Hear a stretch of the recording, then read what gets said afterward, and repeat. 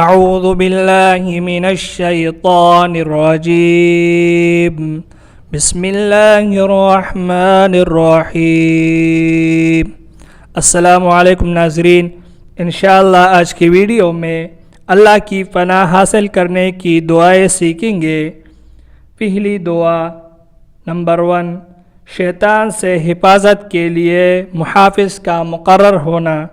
سیدنا ابو ہریرہ رضی اللہ تعالیٰ عنہ سے روایت ہے کہ رسول اکرم صلی اللہ علیہ وسلم نے فرمایا، سونے سے قبل آیت الکرسی کی تلاوت کرنے والے کے لیے اللہ کی طرف سے ایک محافظ مقرر کر دیا جاتا ہے اور صبح تک وہ آدمی شیطان سے محفوظ ہو جاتا ہے۔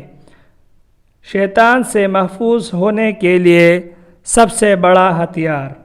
سیدنا عقبہ بن عامر رضی اللہ تعالیٰ عنہ سے روایت ہے کہ رسول اکرم صلی اللہ علیہ وسلم نے فرمایا کہ آپ کو معلوم نہیں کہ آج رات جو آیت معوذتین نازل ہوئی ہے ان کی مثل دیگر آیت قطعا نہیں۔ اللہ کی پناہ حاصل کرنے کے لیے عظیم کلمات۔ سیدنا ابو ہریرہ رضی اللہ تعالیٰ عنہ سے روایت ہے کہ رسول اکرم صلی اللہ علیہ وسلم ان کلمات کے ساتھ پناہ مانگا کرتے تھے۔ کلمات یہ ہے، چلے اس کلمات کو سیکھتے ہیں۔